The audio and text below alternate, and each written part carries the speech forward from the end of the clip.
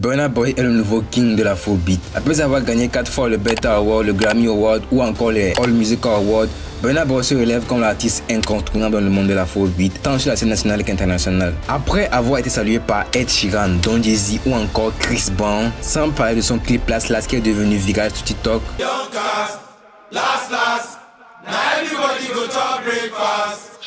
Ce chanteur, autocompositeur et producteur de disques est le nouveau pionnier de l'Afrobeat. Dans la vidéo d'aujourd'hui, on va donc essayer de retracer son parcours. N'oubliez pas de liker la vidéo et de vous abonner, ce sera vraiment sympa de votre part. Juillet 91 à Port Harcourt, précisément dans l'état de Rivers au Nigeria. Parce que c'est en ce moment que Damini Ebonoluwa Ogulu alias Burna Boy est né. Il est né d'une famille assez modeste, son père dirigeait autrefois une entreprise de soudage et sa mère était traductrice. Et son grand-père maternel, Benson Idoni, dirigeait autrefois Fela Kuti, aussi connu comme un pionnier de l'Afrobeat. Par contre, les parents de Burna Boy étaient assez stricts sur l'éducation de leur fils, car après son cursus secondaire, il va donc déménager à Londres pour poursuivre ses études supérieures dans l'université de Sussex à Bourse, où le jeune Damini va étudier la technologie des médias et par la suite la communication et la culture médiatique dans l'université d'Oxford, Brookes. Mais le petit Burna ne s'était pas détourné de sa passion, la musique. Il suffit de faire un tour en arrière pour comprendre qu'il créait déjà ses propres rythmes depuis longtemps.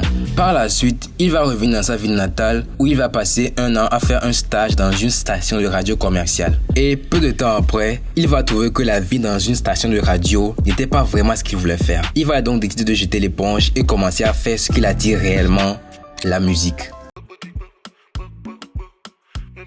Comprendre le début de la carrière de Burna est pas du tout facile. Il faut remonter en 2012, lorsqu'il sort son premier single, Light to Party, qui va contribuer à le rendre célèbre auprès du peuple nigérien. Mais le succès tant attendu n'y était pas, mais c'était déjà un bon début. Et le 12 août 2013, il sort son album Life, qui se serait vendu à plus de 40 000 exemplaires dès les premières heures. Déjà à ce stade, Burna Boy avait assez de critiques positives, mais il ne va pas s'arrêter là. En 2014, Burna Boy se sépare du label Aristocrats Records pour par la suite fonder le label Spaceship Entertainment avec lequel il sortira un album mais qui ne fera pas trop de bruit. Et en 2018, il finit par sortir tant bien que mal son troisième album Outside qui va par la suite figurer en 3e position dans le classement Billboard Reggae Album. En 2019, il sort, si vous comptez avec moi, son 4e album African Giant, dans laquelle figure l'une de ses chansons phares, Ondelo.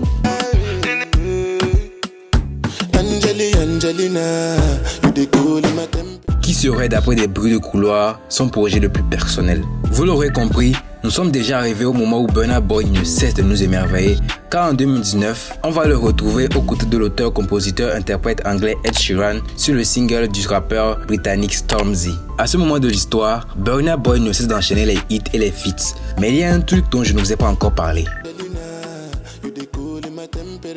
Boss Ogulu n'est rien d'autre que la mère et la manager de Burna Boy. Et on sent bien qu'il existe un feeling entre ces deux, car en plus d'être une mère, elle est aussi une femme d'affaires très reconnue dans le domaine. Et en plus de former un duo à tout déchirer, Burna Boy est aussi un excellent marketeur et à titre d'exemple, lors d'un événement organisé au Red, il a réussi à vendre ses boîtes limitées de céréales Space Puff, de quoi faire gonfler son compte en banque. Burna Boy est actuellement l'artiste africain qui arrive à détourner bon nombre de chanteurs américains tels que Drake, Lil Baby et Roddy Ricch en remportant un Edison Award. Et en plus de cela, il remporte 4 fois consécutives le BETA Award, ce qui fait de lui le premier artiste africain à l'avoir fait et la liste est assez longue. Le 6e album de Burna Boy, Love Damini, sorti en juillet 2022, précédé par des titres comme Last Last qui est littéralement passé en boucle sur l'algorithme TikTok et ne cesse de toujours faire son effet. Bien évidemment, aujourd'hui c'est le nouveau prodige de l'Afrobeat. Et avec sa mère comme manager, c'est sûr qu'il va aller très loin. Et comme vous pouvez aussi l'imaginer, cela l'attire d'autres problèmes comme la fête de la fusillade dans une discothèque à Lagos. Et bien évidemment, l'affaire sera par la suite étouffée. Et si on devait retenir une chose, c'est que la musique de Burna Boy plaît à un maximum de personnes. Il a su trouver exactement ce que les gens veulent et par la suite adapter cela à ce qu'il veut. Il présente sa musique plus comme un afro-fusion dont lui seul connaît l'ingrédient. Sur ce, bye.